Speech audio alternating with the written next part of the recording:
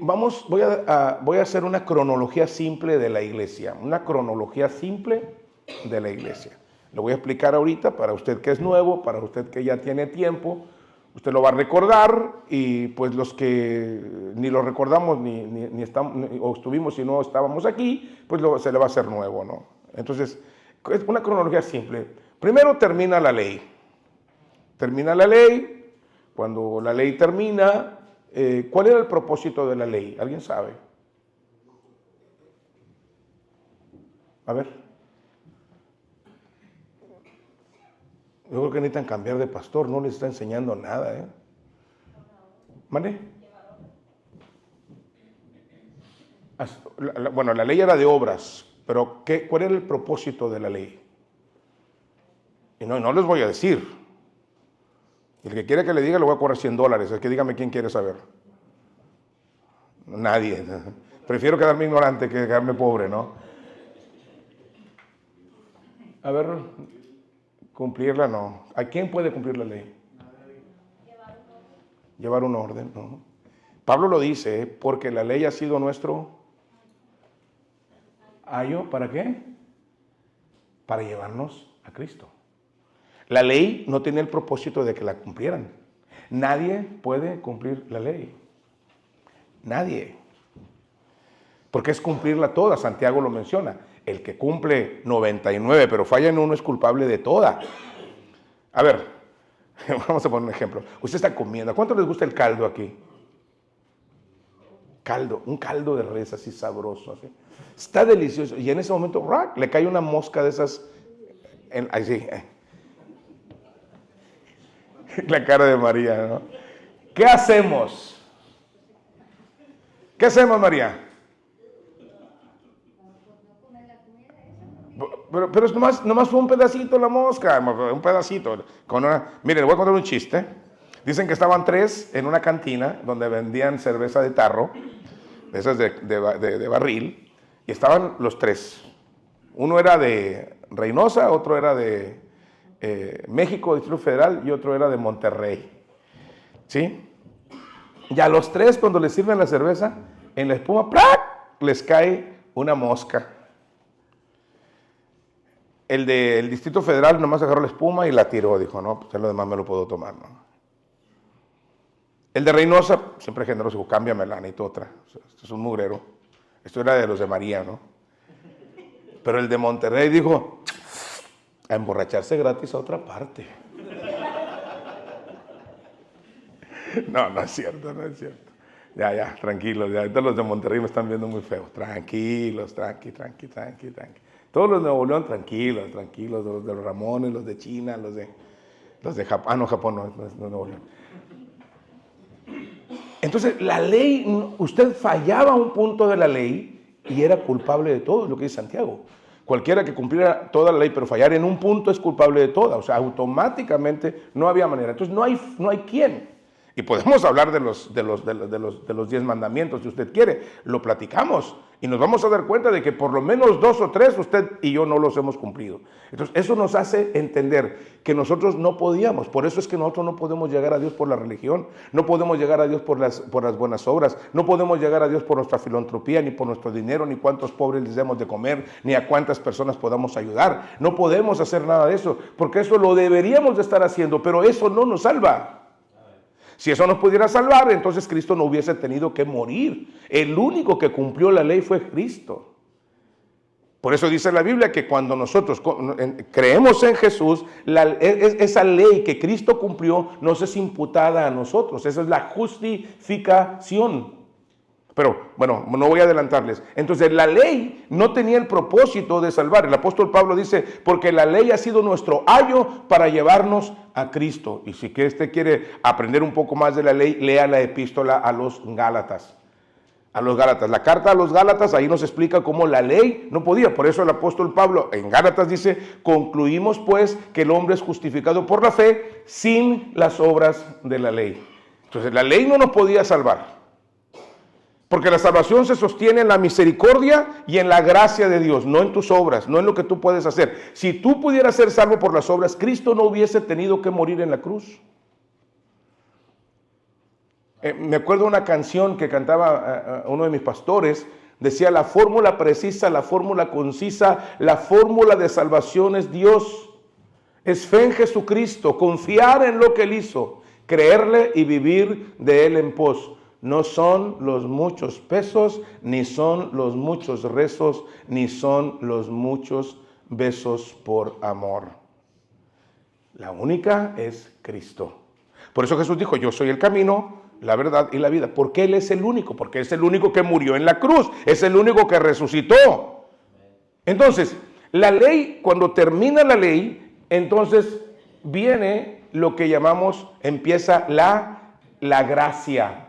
¿Qué es la gracia? Bueno, el tiempo de la gracia es justamente el tiempo de la iglesia, es cuando se establece la iglesia.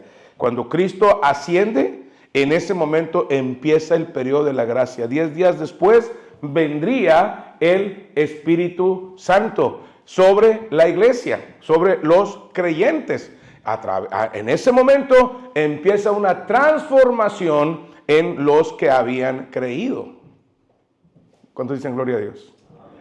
Ahí empieza una transformación. No te transforma la congregación, no te transforma la iglesia, no te transforma el pastor, no te transforma la religión. Lo que te transforma es el Espíritu Santo. Si tienen calor, chéquenme por favor los aires, por favor. Necesitamos urgentemente ya nombrar ujieres para que puedan ocuparse de eso. Rápidamente. Inicia la gracia. El tiempo de gracia es el momento o es el tiempo en el cual Dios va a intervenir en la vida de la humanidad. Es donde Dios va a ofrecer cambio, transformación. No lo pongas muy frío, bro, porque luego se nos congelan aquí. ¿Este lado está prendido usted? Sí. Okay. ¿Está prendido? Ok. Entonces, la gracia es el tiempo en el cual el Señor va a estar obrando en la humanidad. Es el tiempo para darle oportunidad a la gente para que venga a los pies de Cristo. La gente tiene dos tiempos: su tiempo de vida y el tiempo de extensión de la gracia. Dice la Biblia en el libro de los Romanos: cuando haya entrado el último de los gentiles, entonces el Señor vendrá. Pues el tiempo de gracia es hasta que toda la gente empiece a escuchar el mensaje del Evangelio. Si tú ya escuchaste el mensaje del Evangelio, ahora solamente te queda el tiempo de tu vida. ¿Y cuánto es el tiempo seguro de tu vida? Pregunto, es una pregunta. Se me quedan viendo así como. ¿Cuál es el tiempo seguro de tu vida? El de hoy, nada más. Estás vivo ahorita. Ese es el momento. Siempre estamos preocupados que si voy a vivir 80, que si voy a vivir 90. El único día importante es que estás viviendo ahorita. Ayer ya lo viviste. Mañana no sabemos. Mi mamá adoptiva duró 5 años en cama y cada día se moría, ya se murió, ya se va a morir, y ya la llevaban, y ahí la traían, y ya se va a morir, y no se murió su hija, la que lo cuidaba. O sea, la edad no determina el tiempo en que te vas. Hay un día establecido en el que nos vamos a ir, nos guste o no nos guste. Hay un día establecido. Hebreos capítulo 9, verso 27. Está establecido para los hombres que mueran una sola vez y después de esto el juicio. Por eso el apóstol Juan registra, dice, hablando Cristo: yo soy la resurrección y la vida. El que esté vivo y cree en mí tendrá vida eterna.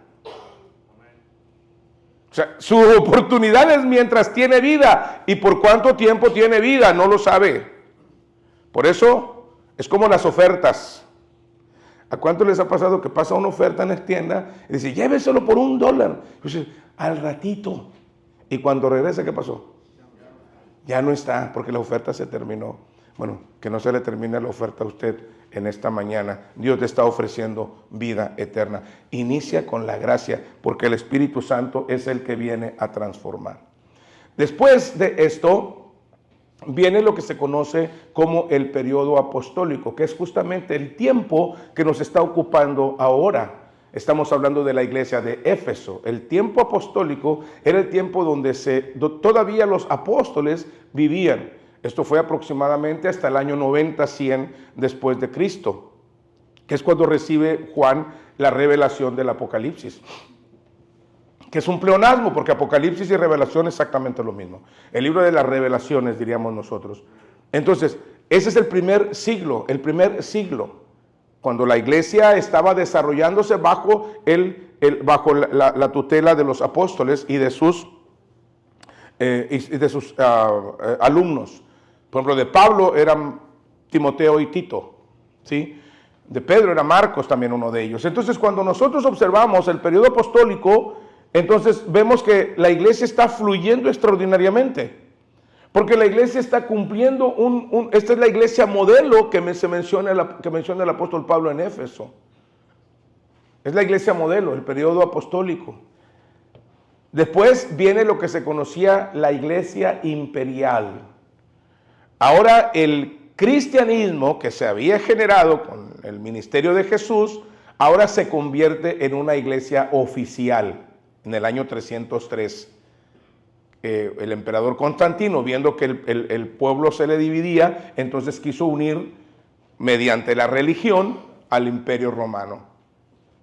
Entonces, después de esto es cuando se mezcla, cuando se mezcla la iglesia con la política. Después de esto viene lo que conocemos como la Reforma Protestante. ¿Qué era la Reforma Protestante? Los que habían salido de la iglesia oficialista o la iglesia con política, y ahora vienen a protestar contra esa corriente, y ahora ellos dicen, oye, espérate, tenemos que volver a los orígenes, tenemos que volver al inicio, tenemos que volver a cómo se predica la Biblia, tenemos que volver a la palabra. Ahora tenemos un montón de cosas que no son de la Biblia.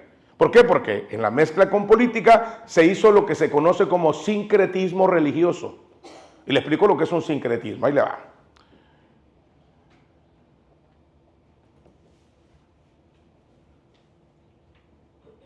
Si has aceptado a Jesús tu Salvador, qué bueno, que te ha mostrado un camino mucho mejor, qué bueno. ¿Le gusta esa canción? ¿Sí? Es cristiana, ¿verdad? Pues no. La canción se llama Qué bueno, de Pepe Aguilar. Y nada más le pusimos Cristo, Dios, y ya. Ya es cristiana. ¿Sí? Hay canciones que eran cristianas y que se fueron o que tomaron por la música secular del mundo. Por ejemplo, A mi manera, de Frank Sinatra, era originalmente cristiana. Alguien compró los derechos y entonces la sacó Frank Sinatra como una canción secular. Otra canción muy semejante es la de Los Tigres del Norte, de Un día a la vez, que originalmente era una canción cristiana, se compraron los derechos. Hay otra de Jesús Adrián Romero, Pegado a ti, que también era una canción cristiana, se compró y se fue a la música secular. Entonces, eso se llama sincretismo. Tenemos mucho sincretismo religioso en todas las denominaciones. Tenemos un montón de reglas que no tienen nada que ver con la Biblia, pero que están ahí y que nosotros las tomamos como si fueran de la Biblia. Eso se llama sincretismo religioso. Bueno, en la Reforma Protestante de esta denominación empiezan a protestar por la situación que estaba viviendo. Por ejemplo, aspectos del sacerdocio. Ya no existen sacerdotes en la Biblia. Los sacerdotes es usted, cada uno de nosotros, según Apocalipsis 1:10. Cada uno de ustedes varones, los que están en sus casas, cada uno de ustedes varones, esposos, ustedes son los sacerdotes de sus casas. Pero es más fácil echarle la culpa al pastor. Es más fácil dejarle al pastor que sea el que dirima esas situaciones. No, usted es el sacerdote de su casa. Usted es el líder de su casa. Usted es el que debe decir, vamos a orar, vamos a leer la Biblia, vamos a la iglesia, vamos a evangelizar, vamos a obedecer a Dios, vamos a caminar con el Señor. Esa es su responsabilidad, privilegio y derecho. Bueno, ya no le voy a decir nada más porque no se me enoja. En la Reforma Protestante era volver a los orígenes. Después tenemos la iglesia misionera, que es la iglesia original, la iglesia apostólica, que pasó por todo eso. ¿Por qué? Porque esta iglesia fue perseguida aún por la iglesia en la política.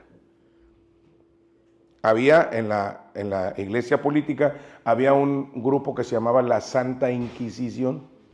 Y si usted tenía una Biblia, lo quemaban vivo. Entonces, ¿a quién quemaban? Bueno, aquellos que no eran disidentes de esa forma de pensar. Entonces, la iglesia misionera es aquella iglesia que empezó a entender su razón de ser y empezó a vivir para el Señor, empezó a actuar como Dios demandaba, y entonces Dios empezó a provocar un avivamiento misionero que justamente empieza también en los Estados Unidos. Hace 30 años atrás, Estados Unidos era la enviadora de misioneros más poderosa del mundo. Eso es lo que hizo fuerte a Estados Unidos, su amor a Dios. Lo que decía antiguamente en su moneda, "In God we trust", era una realidad en los Estados Unidos. "In God we trust" era que toda nuestra fe está puesta en Dios, y era una realidad. Y alguien maliciosamente, y hay un billete de esos, "In gold we trust". Se cambió la visión, y en vez de confiar en Dios, ahora confiaron en el oro. Después el oro ya no fue suficiente y se pusieron a confiar en el petróleo. Y ahorita ya nada más es en la maquinita que hace dinero. Por eso tenemos la situación financiera que tienen los Estados Unidos. Pero si hubieran quedado en la primera, en God we trust, y hubieran seguido esa línea, Dios siguiera bendiciendo. ¿Por qué? Porque Estados Unidos se convirtió en una fuente de bendición. Ahora díganme cuántas iglesias están mandando misioneros. Hoy quieren mega iglesias. Los pastores no quieren venir a congregaciones pequeñas. ¿Por qué? Porque no hay billete. Perdónenme, pero y los que me estén oyendo, lo siento. ¿No quieren ir a una congregación donde no se les pueda pagar los $160,000 por año?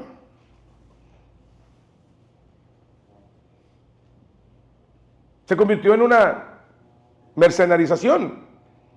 Por eso los pastores tenemos fama de que nos quedamos ¿con qué? Con el dinero. Aquellos que no conocen, tengo más de 20 años aquí, díganme cuántas veces hemos abusado de ustedes económicamente. 14 años pasamos sin recibir un solo dólar. 14 años. Y un día me corrieron, porque me acuerdo de ese día, no sé quiénes estaban. ¿Estaba usted, hermano Juan, no? Me corrieron, literalmente. Siento ese dolor, todavía les guardo. Es la única cosa donde les guardo de resentimiento a algunos de ustedes. No, yo no soy de resentimiento, no pierdo tiempo en eso. Me dijeron, pastor, no se puede quedar aquí, por favor váyase. Más falta que me dijeran, lárguese de aquí, váyase. Y me corrieron. ¿Tú estabas ahí ese día? O sea, tú eres una de ellas. Okay. ¿Quién estaba en ese día? ¿Quién estaba en ese día? Levanta la mano los que estaban en ese día. Levanta tú la mano, no seas sinvergüenza, que de ti sí me acuerdo. Ok, nomás hay dos. También tú estabas, no, hija, tú estabas muy chiquita. Ok, nomás hay dos, 3. Bueno, con ustedes traigo bronca. También con usted, hermana Marí, que también estaba. Entonces tomaron la decisión de asignarme una cantidad de dinero por mes para mis gastos, sí, les agradezco, pero no es algo que yo pedí. ¿Me estoy explicando? Pero hoy en día, ahora, déjame decir algo en honor a la verdad. El obrero es digno de su salario. Un día yo no voy a estar aquí y el pastor que esté va a necesitar que ustedes sostengan su familia. Eso se lo estoy diciendo no para mí. Yo estoy bastante bien. Pero un día el Señor me va a llamar y ustedes van a tener la responsabilidad de sostener a su pastor. ¿Ok? Pero una cosa es sostenerle y otra cosa es otra cosa. ¿Sí? Asignar a sus necesidades y otra cosa es el abuso, ¿no?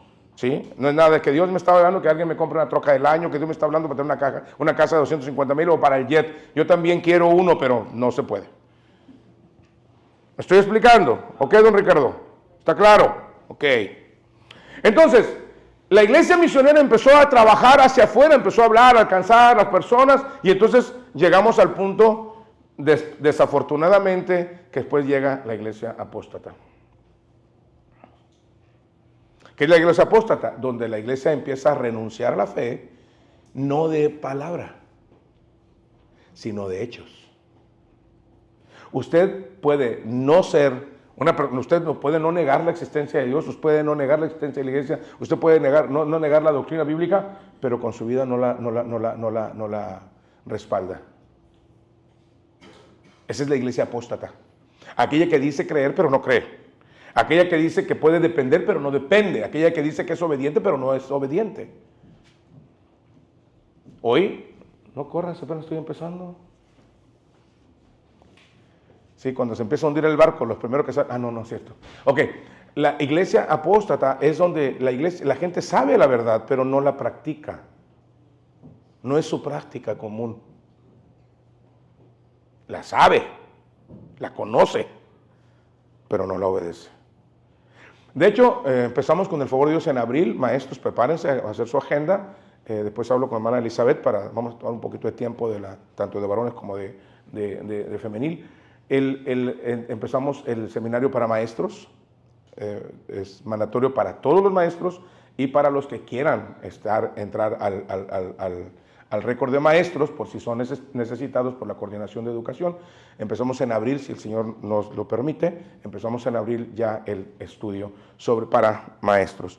Quienes son miembros de la iglesia, preferentemente que hayan pasado por el discipulado, que tengan un buen testimonio, bueno, ya saben las reglas para eso. Entonces, la iglesia apóstata es la iglesia es el grupo bueno, mencioné esto porque en el libro Enseñando para Cambiar Vidas nos dice que el que realmente aprende es el que practica. Si usted solamente conoce pero no practica, usted no ha aprendido. Solo tiene información, solo sabe cómo, pero no lo está practicando. ¿Ok? Bueno, en este tiempo de la iglesia apóstata estamos hablando ya de los últimos tiempos. En el Apocalipsis sería la iglesia de la Odisea. Vayamos un poquito al Apocalipsis, solamente para ubicarnos. Esta es una cronología simple de la iglesia, solamente no era mi intención darles un estudio en detalle de todo esto, me llevaría mucho más tiempo. Pero el capítulo número 2,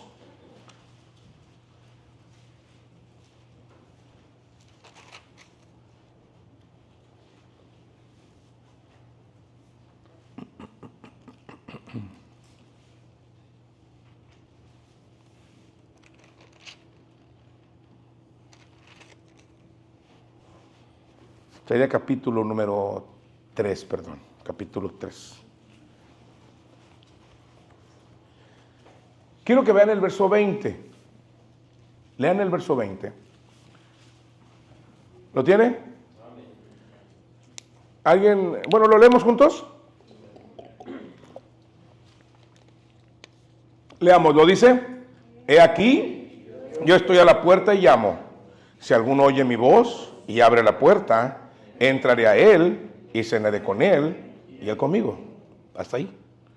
Quiero hacer una pregunta. ¿A quién le está hablando ese texto? ¿A quién le está hablando ese texto? Rubén. A la iglesia. Mire qué interesante. Le está hablando a la iglesia. No le está hablando al perdido. No le está hablando al no creyente. Le está hablando a los creyentes. El apóstol Pablo, cuando escribe a los Corintios en el capítulo 11, dice: examínense ustedes mismos si están en la fe, no sea que algunos no conozcan a Dios. Es posible estar en una congregación sin conocer a Dios. Porque no solamente es la manita levantada. Yo quiero creer en Cristo. Ese es el inicio de la carrera, indudablemente que sí. Sino que después, decía D.L. Moody, cuando yo venía a los grandes avivamientos y predicábamos y mirábamos multitudes que levantaban la mano diciendo que creían en Cristo, dice, nosotros nos emocionábamos extraordinariamente. Dice, pero una vez yo venía caminando por las calles de Chicago y me sale un hombre borracho saliendo de una cantina y se me queda viendo y me dice, señor, usted hace 5 años me salvó. Y del Moody le dijo, no cabe duda de que yo lo salvé, pero no lo salvó el Señor. Porque si el Señor lo hubiera salvado, usted no andaría tomando. Hay personas que piensan que solamente es estar en la iglesia, estar en el grupo, estar en el lugar y después vivir su vida normalmente, o sea, sin ningún freno. No, cuando usted viene a Cristo, el Espíritu Santo viene a usted y el Espíritu Santo no lo deja. Y lo va a molestar, y lo va a molestar, y lo va a molestar, y lo va a molestar. Y cuando ya usted no reaccionó, Dios se va a encargar de darle un chicotacito por allí. Ándele. Y no entiende otra vez, y lo va a molestar, y lo va a molestar. Ya con un momento cuando ya se encallece, entonces el Señor puede llegar a quitarle la vida. No se está jugando con Dios. El Dios de la Biblia is not a toy. No es un juguete, es real.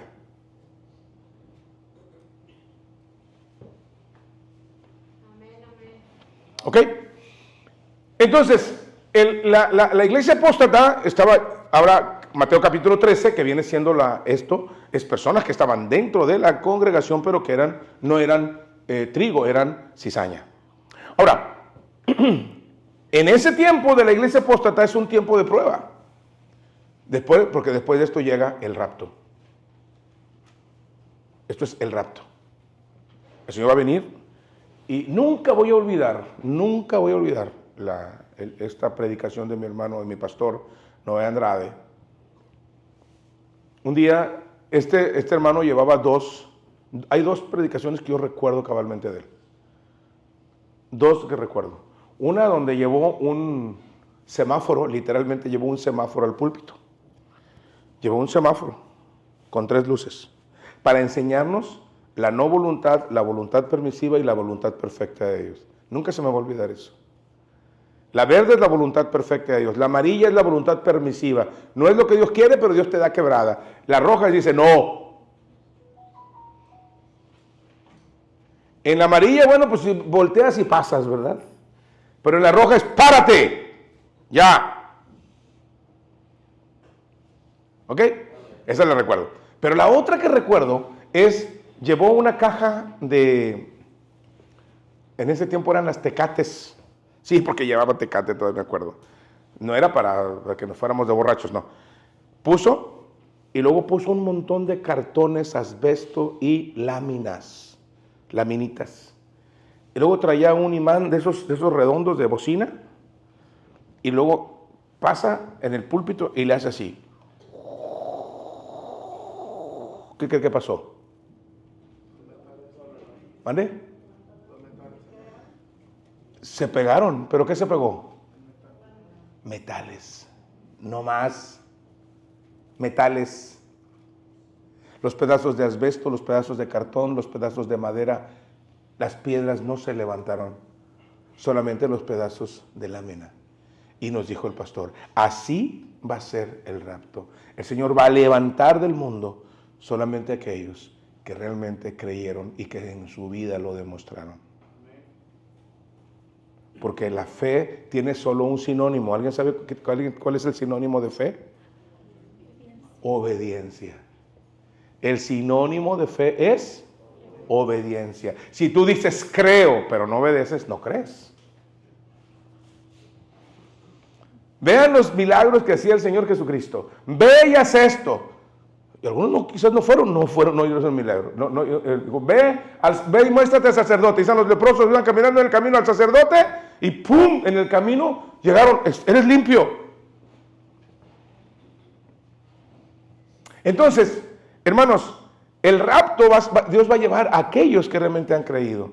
Entonces, con esto en mente, continuamos por entender. Este diagrama ya se los enseñé, no lo voy a predicar hoy, nada más lo voy a enseñar. Este es el proceso del crecimiento de un creyente. Viene una revelación de Dios a su vida. Dios revela a través de su palabra la voluntad de Dios para usted. Esto lo dice 1 Pedro capítulo 1, verso 10 al 12. Hay una revelación. Solamente leeré la cita por respeto, ¿no? Para que usted lo pueda ver, porque estoy perdiendo tiempo para la siguiente clase. Pero 1 Pedro capítulo 1, verso 10, 1 Pedro 1, 10, dice lo siguiente. Dice, los profetas que profetizaron de la gracia destinada a vosotros, inquirieron y diligentemente indagaron acerca de esta salvación, escudriñando qué persona y qué tiempo indicaba el Espíritu de Cristo que estaba en ellos, el cual anunciaba de antemano los sufrimientos de Cristo y las glorias que vendrían tras ellos. Dios le revela a usted cuál es su estado. Mire bien, escuche bien esto. Hay 4 verdades que enseña la Biblia, inobjetables. Verdad número 1, todos somos pecadores. Todos somos pecadores. No habemos nadie que podamos decir que no hemos pecado. El problema con nosotros es que nosotros tenemos una tabulación de pecado. Por ejemplo, yo no soy un borracho, pero eres un mentiroso. Yo no soy un homicida, pero eres un maldiciente. ¿Me estoy explicando? No lo vemos como tal. Pero la Biblia dice en Romanos 3:23, por cuanto todos, ¿y cuánto es todos? Todos. ¿Te incluye a ti? Sí. Por cuanto todos pecaron y están destituidos de la gloria de Dios. Dios te lo revela. Y te revela y luego te proclama, ay, perdón. Ok. Te revela y luego te proclama ahora la verdad. Romanos capítulo 1, el versículo 15. En Romanos capítulo, otra vez vamos a Romanos capítulo 1, el versículo 15.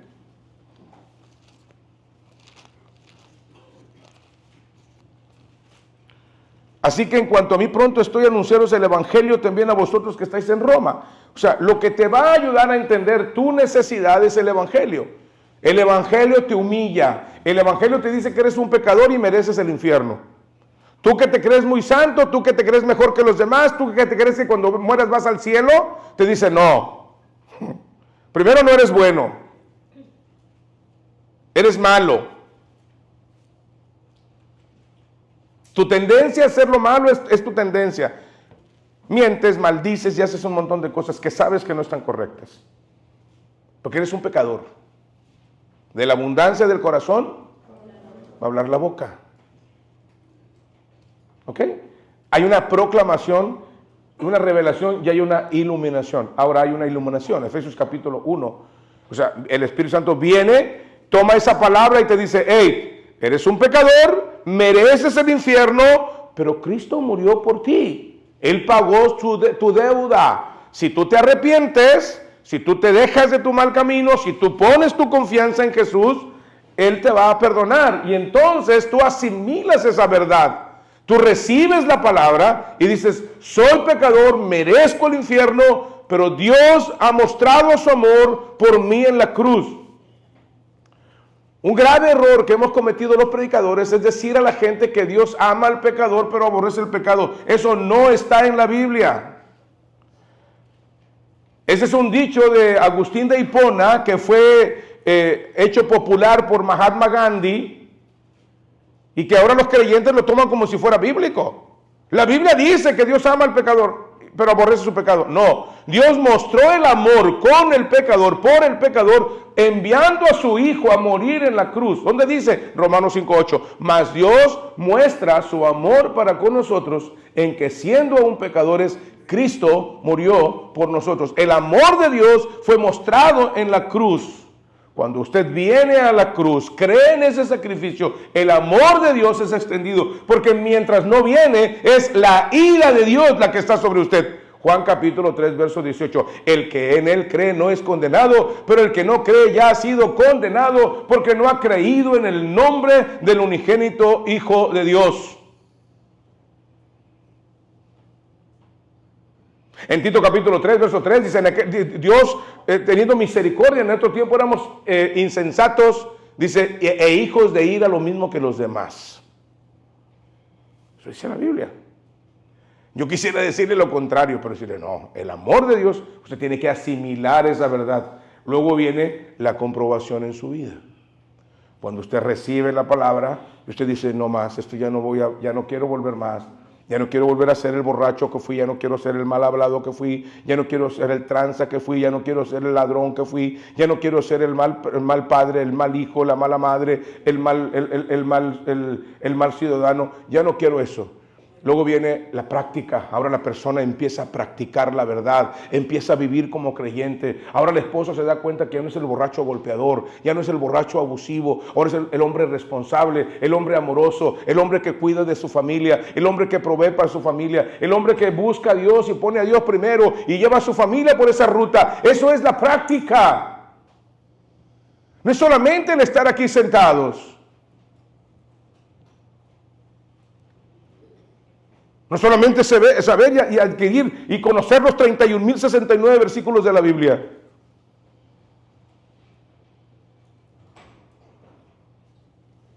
Lo que va a cambiar a otros, es cuando te vean cambiar a ti.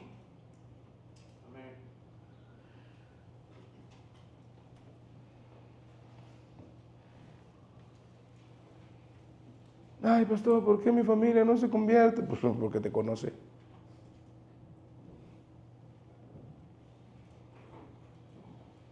Yo les he contado esta historia.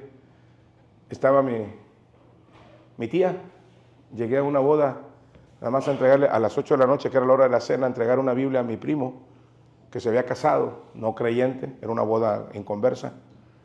Entrego la Biblia y cené con él y justo empieza la orquesta.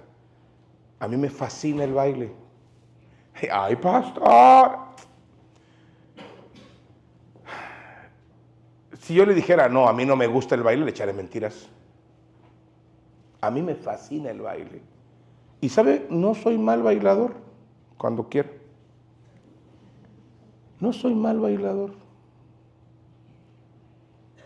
Entonces mi tía, que me conocía de antes, ya me han dicho también por ahí de tus virtudes, ¿no creas? ¿Eh? Que tampoco tienes 2 patas zurdas. Llego y mi tía, que conocía de mi debilidad en ese sentido, se levanta y viene y me agarra, vente sobrino, vamos a bailar. Era una orquesta la que estaba tocando. Y me le quedo viendo, le digo, no tía, no voy a bailar. Dijo, ¿por qué? ¿Te pega tu esposa? Le digo, no. No, mira el tamaño de mi esposa que me va a pegar.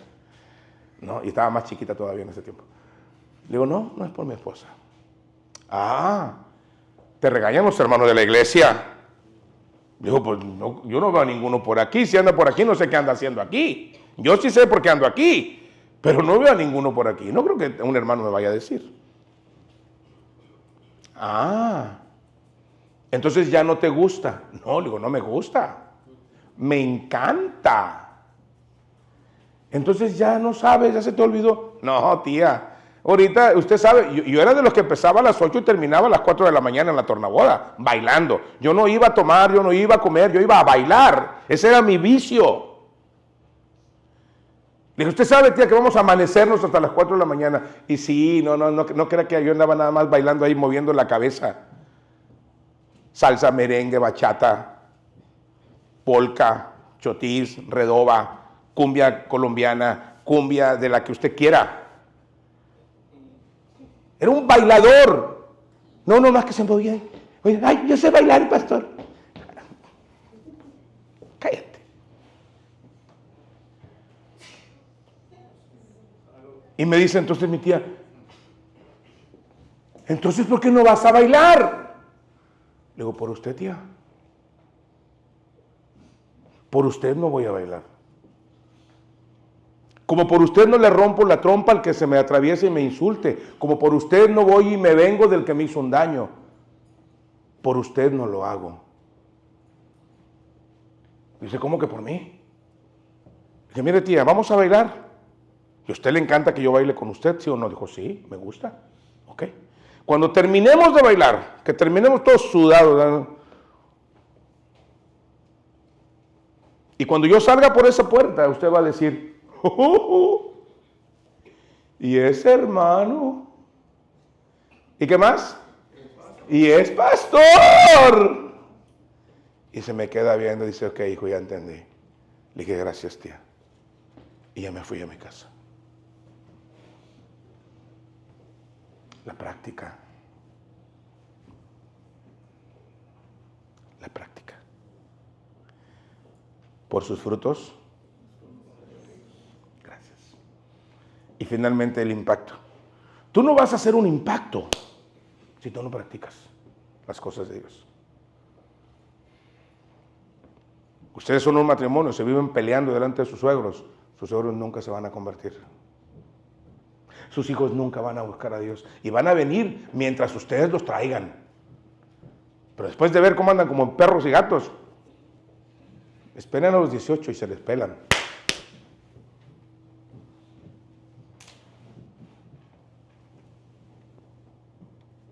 Hola. Ya se nos acercó la lumbre a los aparejos, ¿no? Mientras estamos hablando de aquello, sí, el pastor, qué bárbaro el pastor. Ah, espérate. Ahí ya tiene que ver conmigo, sí tiene que ver con usted. Tiene que ver con usted.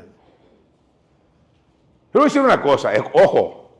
Si el mundo quiere ser amigo de usted, por algo será.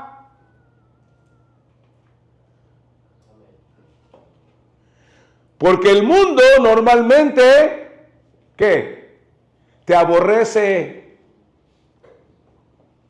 Hola. I'm here.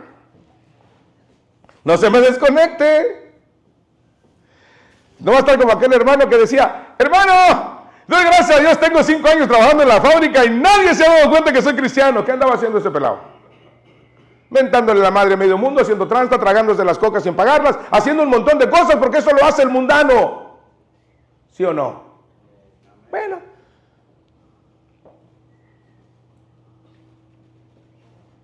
Hola.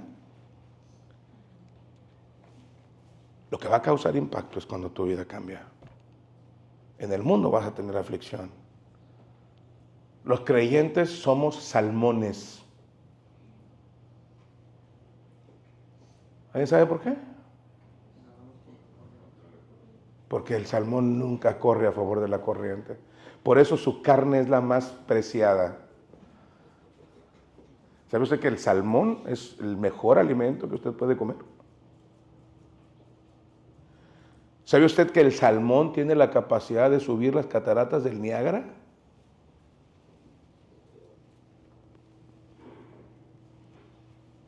Usted está en las cataratas del Niágara. La gente espera un cambio de usted. Amén.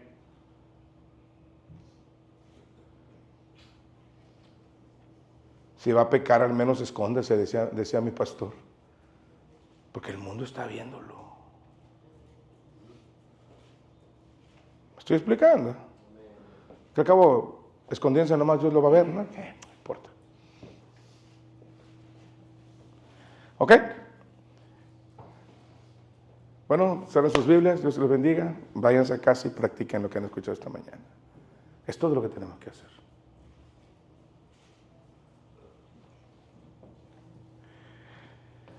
Ay, Dios, ya están muy serios. ¿Alguien me va a invitar a comer? Pero a mi casa, no sea sinvergüenza. La ruta de una iglesia modelo. Esta es la ruta de una iglesia modelo. Esta carta, estamos hablando de Éfeso, fue escrita en el año 60-62 después de Cristo. Es enviada a Éfeso, pero sin designar destinatario. Indica claramente su posición en el mundo. ¿Cómo era la iglesia? Bendecida. La iglesia era elegida, la iglesia es santificada, la iglesia es predestinada a la gloria, la iglesia es redimida y la iglesia es para alabanza de su gloria y la iglesia ha sido dotada de sabiduría y de inteligencia. Eso es lo que la iglesia, lo estuvimos hablando la semana pasada, así que no lo voy a repetir. No vino la semana pasada, se lo perdió, lo lamento.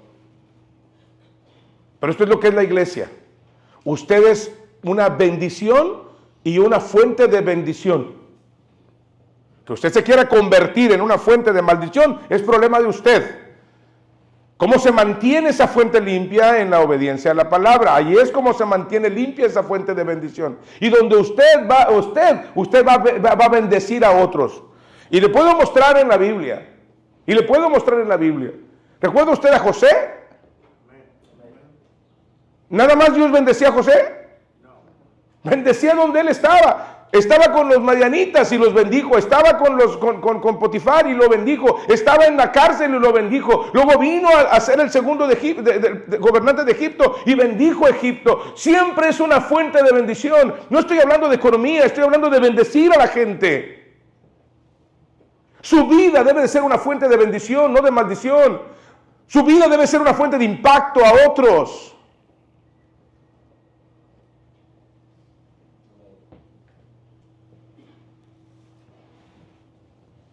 Porque tiene todo eso. Usted tiene, mire lo que tiene ahí arriba. Ve lo que tiene.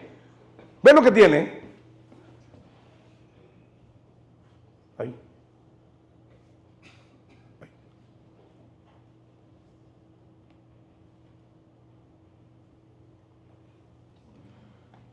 Es elegido. Dios lo eligió a usted. Sí, a usted. Pero es que yo no sé leer, pastor. Dios lo eligió a usted. Pero es que yo no tengo capacidad. Dios lo eligió a usted. Pero es que Dios lo eligió a usted. Yo siempre he dicho, si Dios me cambió a mí, que era lo peor de lo peor de lo peor, Dios puede cambiarlo a usted. Por eso no pierdo la paciencia, por eso no pierdo la esperanza de que un día Dios haga algo en la vida de cada uno de ustedes. Porque Dios lo hizo conmigo. Usted no tiene idea de cuánto me entristece mi vida pasada. No tiene idea. No tiene idea de dónde me sacó el Señor.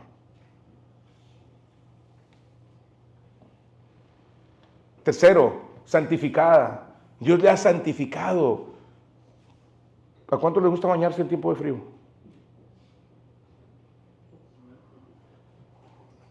Cochinos. Nadie levantó la mano. Pero se acaba de bañar. ¿Quiere ir a meterse abajo del carro a hacer mecánica? ¿Por qué no? ¿Por qué no? Pues se ensucia. Luego va a tener que bañarse otra vez. Bueno, Dios ya lo santificó. ¿Por qué sigue insistiendo en ir al chiquero? De donde el Señor lo sacó. Pedro lo dice más amable. Pedro lo dice todavía más fuerte. ¿Qué dice Pedro? La puerca lavada al cieno y el perro a su vómito. Eso lo dice la Biblia, no lo digo yo, no se enoje conmigo. Vaya y reclámele a Pedro. Usted es predestinado a la gloria. O sea, el final, la meta final es la gloria. Allá va usted. Dele gracias a Dios y viva de acuerdo a ese estándar. Usted ha sido redimido, usted es comprado por el Señor, ya no se pertenece a usted. Usted debería estar disponiendo sus capacidades, sus recursos, sus dones, sus talentos, su vida, su tiempo, todo lo que usted es para la honra de Dios. No para usted, para la honra y la gloria de Dios, porque nos queda poco tiempo, pero también para hacer alabanza de su gloria. Usted no está para hacer lo que usted quiere, sino para que Dios, en el que Dios sea alabado. Y finalmente, utilice la sabiduría. La sabiduría es la capacidad de tomar las decisiones correctas. Y utilice la inteligencia para poder resolver sus problemas, no complicarlos. De repente nos convertimos en astutos y sagaces en vez de sabios e inteligentes. La astucia y la sagacia son actividades del diablo. El creyente es sabio y es inteligente. Por eso dice en Hebreos capítulo 5, pero elementos sólidos para los que han alcanzado madurez, para los que por el uso tienen ejercitados los sentidos en el discernimiento del bien y del mal. Sabios e inteligentes. Amén. Bueno, ahora sí, ya esta fue la introducción de la clase. ¿Qué? ¿Algún problema o qué? ¿Algún problema, doña María? Ok, bueno. ¿Don Ricardo? Ok, ¿todo bien? ¿No está enojado? ¿Usted está enojado? Ah, yo pensé que está enojado, diga, me había asustado, no me asuste, don Ricardo. ¿Todo bien? Ah, ok, pues es que digo, ¿está todo enojado? Dijo, sí, bien enojado. Ah, bueno. Era una iglesia modelo, la iglesia de Éfeso era una iglesia modelo. Era una iglesia sellada por el Espíritu Santo, Efesios capítulo 1, verso 13. Era una iglesia que evidentemente mostraba que lo era. La iglesia de Éfeso también entendía que eran salvos por la gracia de Dios, Efesios capítulo 2, verso 1 al 10, y que tenían un propósito en su vida. Todos sabemos el versículo 8 y 9 y 10, porque por gracia sois salvos, y esto no pues es don, no ¿para qué? Porque somos hechura, creados para las cuales de antemano, ¿para qué? O sea, nosotros entendemos, el creyente entiende que ha sido librado por la gracia de Dios de su maldad, de su pecado, y que ahora tiene otro derrotero en su vida y que tiene un propósito determinado por Dios. El problema es que no se lo pregunta al Señor. Cada uno hace lo que bien le parece.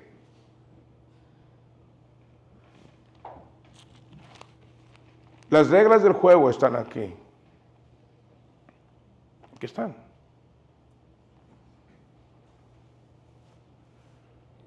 Pero estamos en los tiempos de los jueces. Cada uno hacía lo que bien le parecía. Ese es nuestro problema. No es como tú quieres, es como Dios quiere.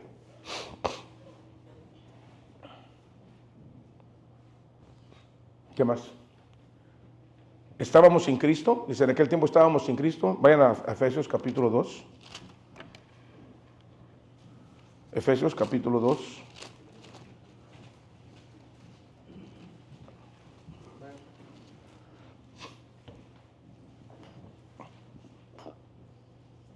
Versículo 11. Por tanto, acuérdense de que en otro tiempo ustedes los gentiles, en cuanto a la carne, eran llamados sin circuncisión por la llamada circuncisión hecha con mano en la carne. En aquel tiempo estabais sin Cristo, alejados de la ciudadanía de Israel y ajenos a los pactos de la promesa, sin esperanza y sin Dios en el mundo. Así estábamos nosotros. Estábamos sin Cristo. No teníamos nada. Todos queríamos ir al cielo, pero no podemos ir al cielo si Cristo no está en nuestro corazón. No podemos ir al cielo si no le creemos a Él.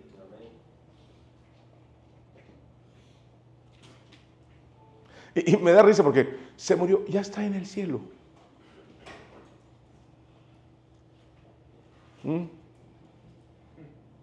Dice que el Mencho ya está en el cielo. Sí, se llevó su AK-47 por si lo necesitaba. Bueno, si yo aparezco mañana muerto, no me suicide, ¿ok? Pastor de la Iglesia Bautista Belén, 25 tiros en la espalda, se sospecha suicidio.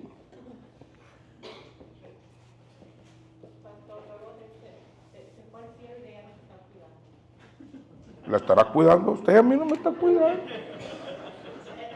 Y pues allá desde la AK-47 así siento, ¿qué, Juanito? Ándele. Es que existe esa idea. Es que hacía tanto bien, pastor. Vaya a Badiraguato, en Michoacán. Vaya a Badiraguato y hable mal del Chapo Guzmán. Vaya y hable mal del Chapo Guzmán, a ver qué le pasa. Porque era la que hacía las carreteras, los hospitales, hasta iglesias.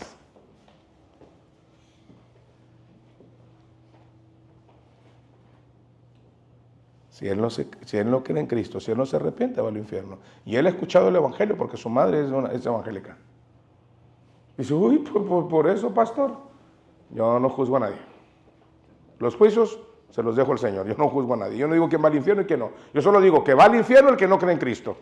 Va al infierno el que no ha puesto su confianza en lo que Cristo hizo en la cruz del Calvario, porque es lo que me autoriza la palabra de Dios. El que en él cree no es condenado, pero el que no cree ya ha sido condenado porque no ha creído en el nombre del unigénito Hijo de Dios. Eso dice Juan capítulo 3, versos 16 y 18, y al 19. Y esta es la condenación, que la luz vino al mundo, pero los hombres amaron más las tinieblas que la luz, porque sus obras eran malas. La razón por la cual usted no viene a Cristo es porque ama su pecado, ama su forma de vida, y no quiere dejarla. Esa es la realidad. No es que no puede, es que no quiere. Porque el Espíritu Santo le mueve y dice, hey, entrégate, hey, ríndete, hey, cree. No. I like that, me gusta esto. Estábamos sin Cristo. Estábamos sin esperanza, porque no hay esperanza sin Cristo. Usted puede ser miembro de la Iglesia Bautista Belén. Puede estar bajo el pastorado de Rodrigo García, conocerse los 31.069 versículos de la Biblia, diezmar todo lo que gana, ofrendar tremendas cantidades, dar su vida para que sea muerto. Pero si Cristo no está en su corazón, usted va al infierno, mi amigo. Porque la iglesia no salva a nadie, el que salva es Jesucristo. Sin Dios en el mundo. Porque el Dios que usted está siguiendo no es el Dios de la Biblia. Ahora somos una familia con todos los creyentes. Ya vamos a acercarnos al punto. Ahora somos una familia. ¿Qué somos? Una familia. Tiene mi celular, por favor. Traigo mi bosquejo ahí. Familia con todos los creyentes. Miren por favor en 1 de Pedro, en Gálatas capítulo 6, verso 10. Gálatas capítulo 6, verso 10. ¿Qué nos dice Gálatas capítulo 6, verso 10?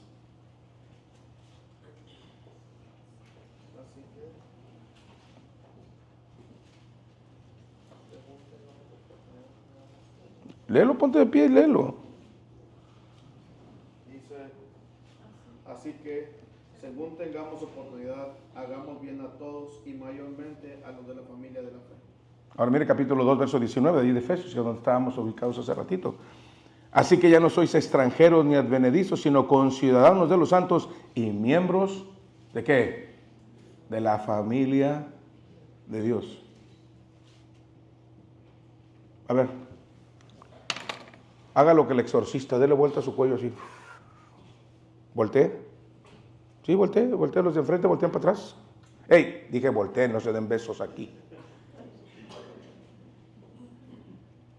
Ya está sobrepoblada la población. Dije volteen y luego, facilotes estos. Están sonando dinero delante de los pobres ustedes aquí. No, es que no supo para qué voltean. Volteen a ver, volteen. Lo más que pueda, volteen. Mírelos a todos. Sí, también a ese que no le cae bien. A ese también. Ande, a ese más mírelo. Es su familia. Es su hermano. Es su hermana. Si se tratara de gustos, yo no estaría aquí. Pero son mi familia. No estoy de acuerdo con todos, pero son mi familia.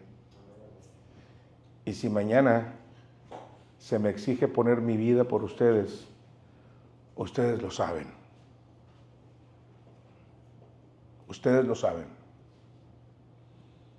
Y si no lo tienen claro, se los dejo claros. Y no lo he dicho, lo he demostrado. Un día mi esposo me dijo, ¿recuerdan lo que pasó en Tyler? De un tipo que entró a la iglesia y iba buscando a la suegra, fíjese. Por eso, suegras, pórtense bien.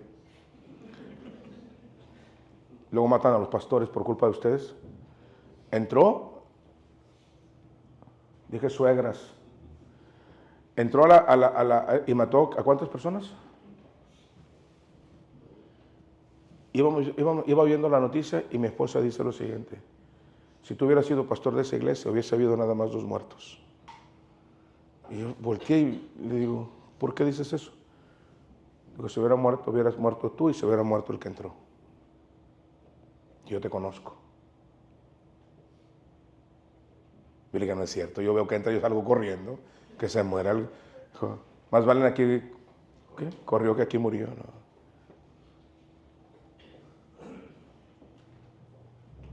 Bueno, lo mismo que yo siento, usted debe sentirlo por cada uno de sus hermanos.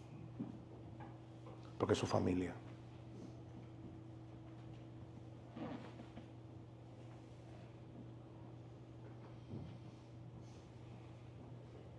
Ahora somos una familia con todos los creyentes.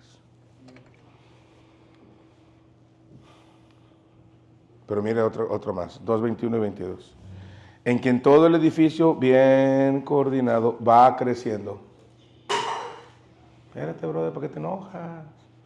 Si no estás de acuerdo, nomás di no estoy de acuerdo y ya, brother. No tiene que ser tanto esparadrapo.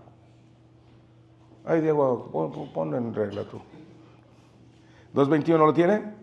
En quien todo el edificio bien coordinado va creciendo para ser un templo santo en el Señor, en quien vosotros también sois juntamente edificados. Mire lo que dice el apóstol Pablo. A ver, ¿qué dice en estos 2 versículos? ¿Qué dice? Léanlo. No me crean a mí. ¿Qué tal si lo estoy engañando? ¿Qué dice? Dice 2 verdades. ¿Cuáles son esas verdades? Estamos creciendo. ¿Y qué más? Dice 2 cosas. Mi hermano está creciendo y yo estoy siendo. Entonces los dos estamos en. Entonces es muy probable que nos vamos a equivocar. Es muy probable que vamos a cometer errores. Es muy probable que vamos a fallar en los objetivos. Pero estamos en construcción. Este era el problema de la iglesia de Éfeso, que no entendían esa verdad. Tengo 20 años, más de 20 años de dirigir esta congregación. Puedo decir que conozco a cada uno de ustedes. Sé cuáles son sus áreas débiles, sé cuáles son sus fortalezas, conozco cuáles son sus déficits de carácter. Les conozco perfectamente. No duermo con ustedes, no sé si duermen de cucharita, si les huelen los pies o tienen mal aliento porque no hemos dormido juntos. Pero en cuanto a su carácter, su forma, sus reacciones, me he dedicado a conocerlos. Sé quiénes son. Ninguno de ustedes me sorprende. Voy un pie adelante de ustedes siempre.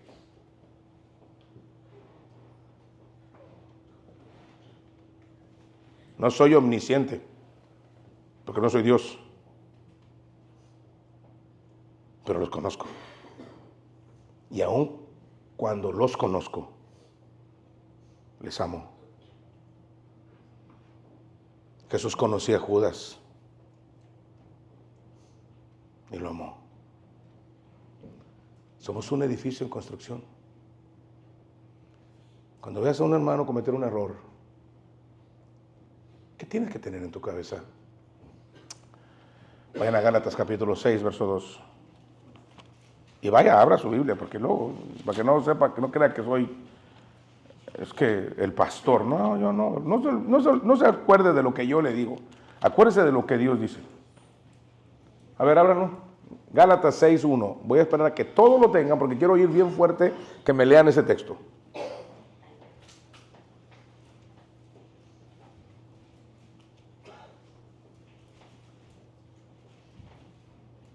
¿Lo tiene?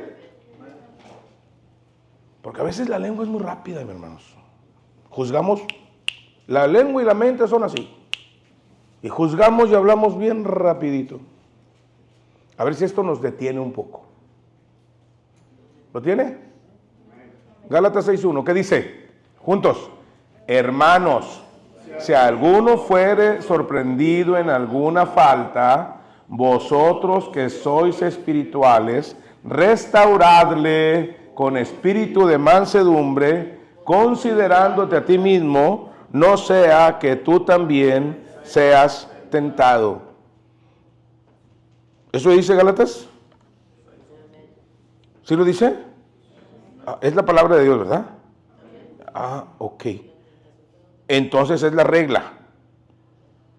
Es la regla que deberíamos de entender. Déjame se lo explico por si no lo entendió. Déjame se lo explico. Hermanos, ustedes son guiados por el Espíritu de Dios. Por lo tanto, si descubren que alguien ha pecado, deben corregirlo con buenas palabras. Pero tengan cuidado de no ser tentados a hacer lo malo. Cuando tengan dificultades, ayúdense unos a otros. Esto es la manera de obedecer la ley de Cristo. La Nueva Traducción Viviente dice: amados hermanos, si otro creyente está dominado por algún pecado, ustedes que son espirituales deberían ayudarlo a volver al camino recto con ternura y humildad. ¿Con qué? No, así no. Así no.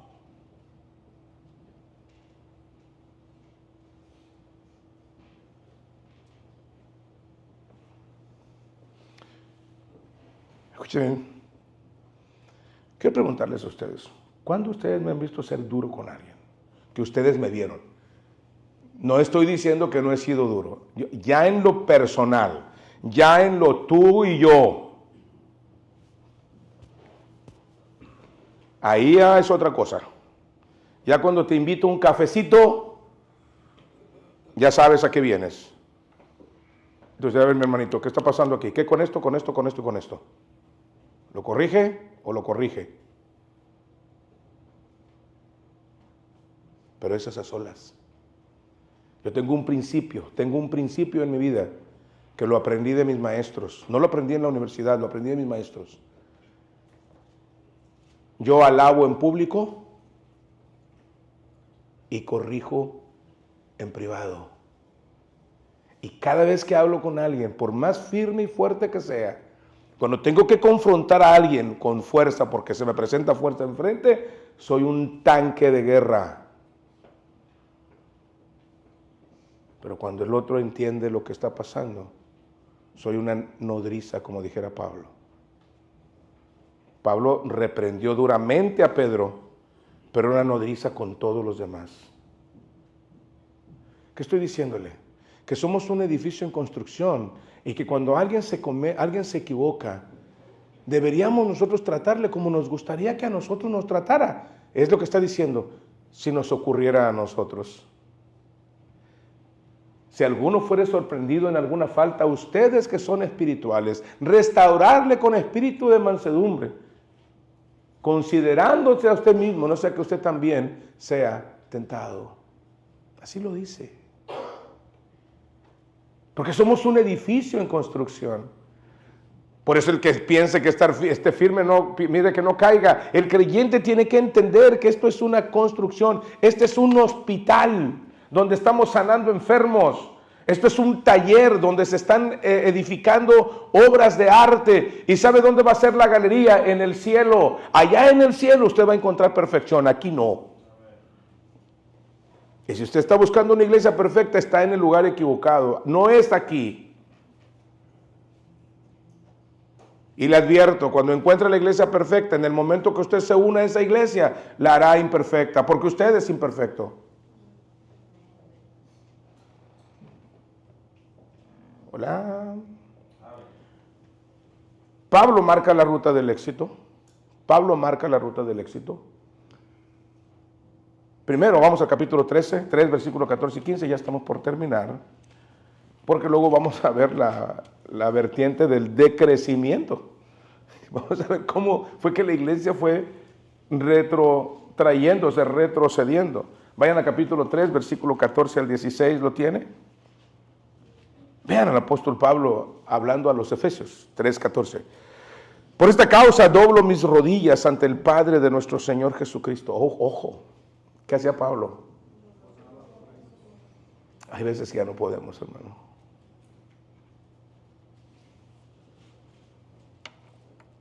Todos los hermanos piensan, uy, el pastor es bien paciente.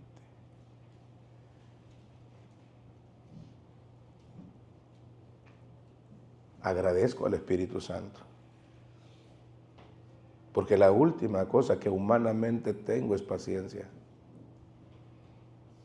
Mis hijos sabían que yo tenía, ya la segunda vez que yo hablaba, ya llevaba condena. En mi familia, en mi casa. Una vez, no más. Caleb lo sabe. Caleb es mi hijo también.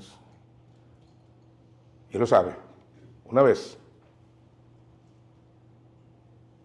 Vamos a la mesa, vamos a comer. 5 minutos, sirve la comida. El que llegue se la come como está, después de una regañada.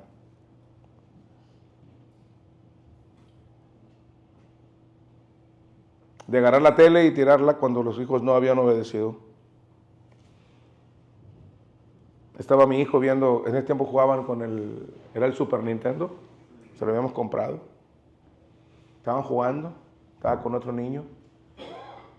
Y yo le tenía sleep timer, ¿recuerda que le pone sleep timer? A los 30 minutos se apagaba.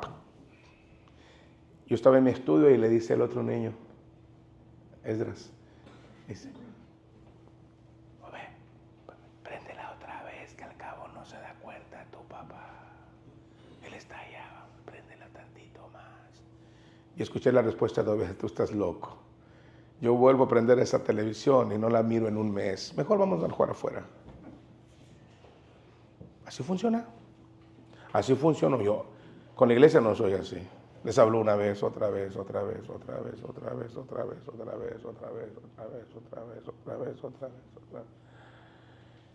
Y digo, ¿qué señor? Sígueles hablando otra vez. Ok.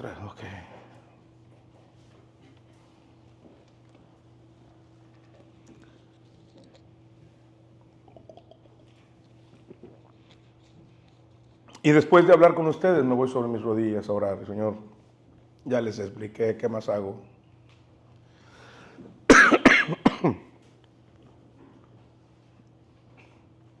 Pastor, ya vio al hermano. Y digo, ¿qué quiere que haga? Y dice, en serio, tengo una 9 milímetros en mi casa. Vengo y se la pongo en la cabeza. Le digo, ¿qué pasó? ¿Vas a componerte o no? A mí me encantaría hacer eso. Y con la carita, ¿qué pasó, Nicole? ¿Por qué se ríe? Ya ni lo digo. Con la carita que tengo, ¿a poco no? Gracias, hija. Creo que alguien no va a comer en la casa como yo. ¿Cuál era la oración de Pablo? Vamos a ver capítulo 3. 14. Por esta causa doblo mis rodillas ante el Padre de nuestro Señor Jesucristo, de quien toma nombre la familia, toda familia en los cielos y en la tierra, para que os dé, conforme las riquezas de su gloria, el ser fortalecidos con poder en el hombre interior por su espíritu.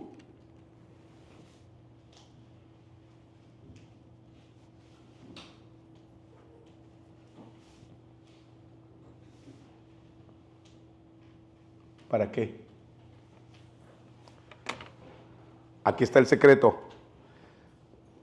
Ahorita te voy a explicar por qué te es muy difícil relacionarte con tus hermanos. Aquí viene ya el principio. Ya voy a terminar. Porque tu vida no está llena del Espíritu Santo. No oras, no lees tu Biblia, no te sujetas a Dios, no renuncias a las cosas que Dios te dice que renuncies.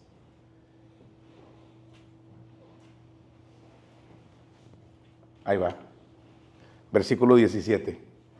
Para que habite Cristo por la fe en vuestros corazones. ¿Para qué? Para que Jesús realmente esté presente en tu vida. Pero a veces es el mundo, a veces es el diablo, a veces es tu carne la que está en control de toda esa situación. Por eso actúas así. A veces ves creyentes todos amargados. Dices, Dios mío. Si esto es el cristianismo, yo no quiero cristianismo. La vida es para disfrutarse. La vida es corta. Mi madre decía, la vida es muy corta para gastarla en resentimientos y rencores. Y es cierto. Vean lo que dice. Para que habite Cristo por la fe en vuestros corazones, a fin de que arraigados y cimentados en las circunstancias. ¿Así dice? Vean. ¿Dónde voy a sustentarme? No en las circunstancias. Imagínense a la mamá, el niño con diarrea.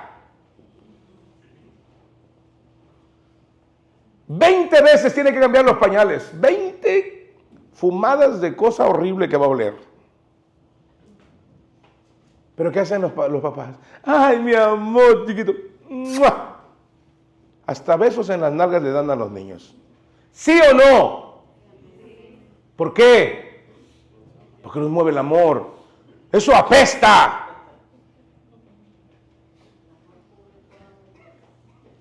Cuando hay verdadero amor, no hay falta grave. Si tú piensas que tienes faltas muy graves que te han hecho, es porque te falta amor. Déjate de tonterías. No estás cimentado en el amor. Están cimentados en cualquier otra cosa, pero no en el amor.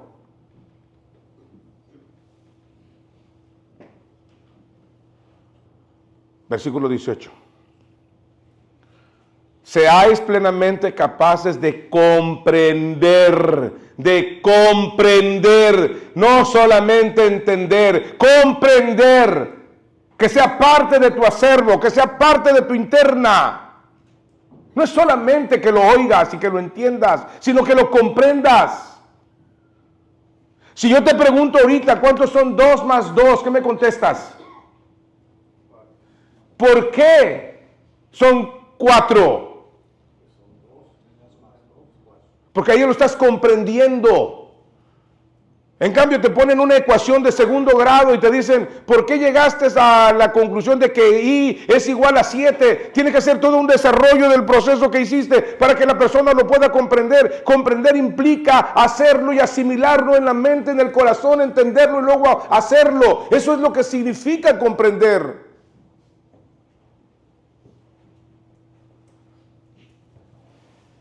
Pero tú estás siempre en otra cosa. Lo sabes y lo entiendes, pero no lo comprendes porque estás en otra cosa. Tu mente está divagando en otras cosas. El diablo se encarga de que tú no estés atento.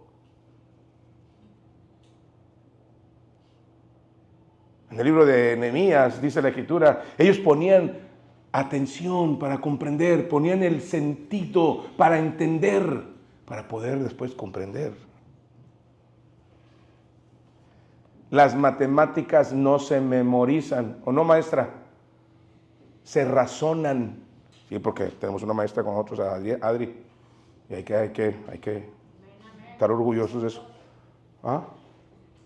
Las matemáticas no se aprenden, no se memorizan, se razonan. Por eso en México nos enseñaron a memorizar las matemáticas. 2 por 2, 4, 2 por 3, 6, sí. ¿Y cuánto es 3 por 2? Es que todavía no llegó la del 3. Es lo mismo que 2 por 3. ¿Sí o no? ¿Sí o no? ¿Sí nos pasaba eso o no? Es que todavía no llegó la del 3, pastor. No está comprendiendo las matemáticas. Que sean arraigados y cimentados en amor, dice, seáis plenamente capaces de comprender con todos los santos cuál sea la anchura,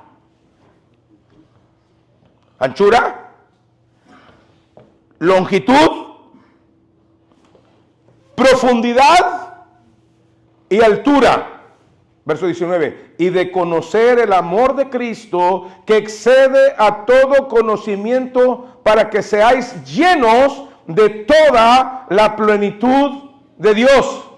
Y entonces, mira el versículo 20, y aquel que es poderoso para hacer todas las cosas, mucho más abundantemente de lo que pedimos o entendemos, según el poder que actúa en nosotros, a él sea gloria en la iglesia, en Cristo Jesús, por todas las edades, por los siglos de los siglos, amén. Te lo traduzco, tú haz tu parte y deja que Dios haga la de él. Pero siempre queremos hacer la parte de Dios y la de nosotros no. Por eso estamos en problemas.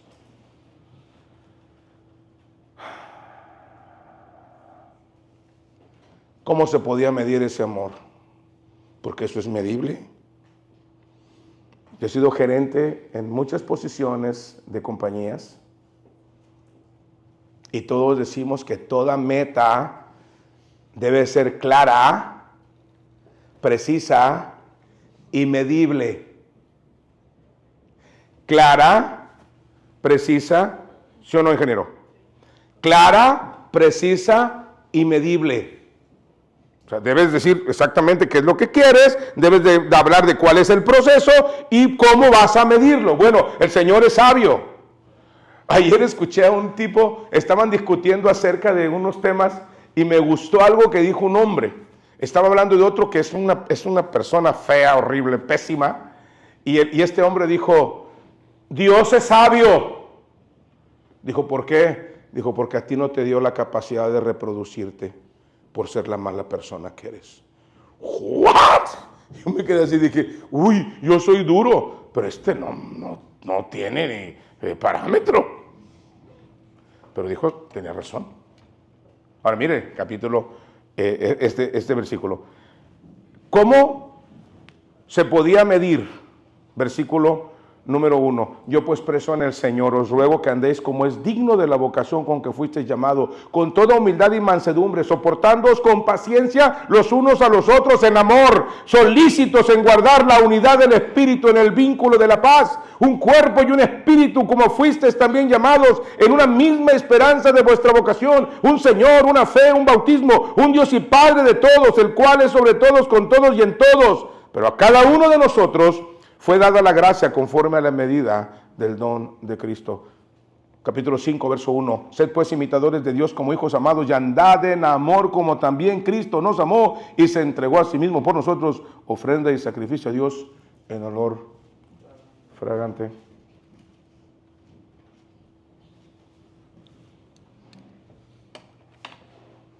¿Dónde está el problema? El problema está en el cuidado de nuestra vida espiritual. No oramos. Yo te propongo algo. Haz una lista de todas las personas que te han ofendido en alguna manera. Y luego ve en oración y perdona eso. Y luego cada día, por 21 días, Ora por esas personas y mira el milagro que Dios va a hacer.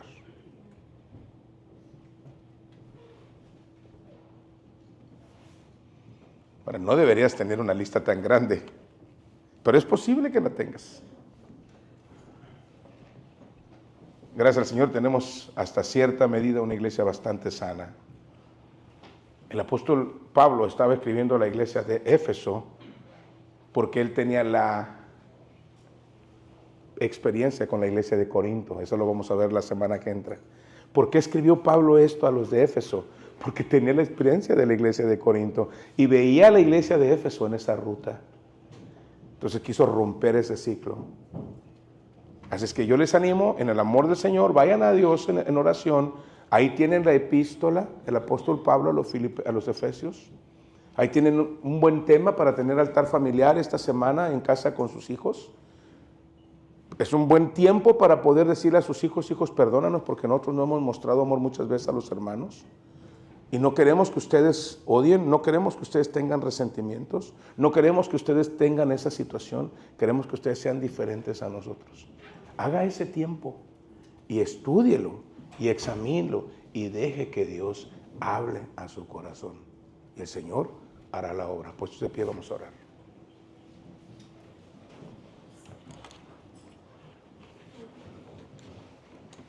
Amado Dios, te damos gracias esta mañana por tu amor y tu grande misericordia. Te pedimos, Padre, que tu Espíritu Santo siga obrando, impactando los corazones, quebrantando nuestras vidas, motivándonos, Señor, como dijera tu palabra, al amor y a las buenas obras. Enséñanos, Señor, porque necesitamos aprender. Ayúdanos, Señor, a tener el valor de aceptarlo y de corregir aquellas áreas que tenemos en nuestra vida. Gracias por amarnos, gracias por bendecirnos. Señor, que no permitamos, Dios, que los juicios y la forma de ver la vida nuestra sea la que quiera predominar, sino que entendamos que estamos en un edificio en construcción. Señor, la iglesia de Éfeso necesitaba estas correcciones, nosotros también las necesitamos seguramente. Ayúdanos, Dios, a crecer como tú quieres que hagamos. En el nombre de Jesús. Amén.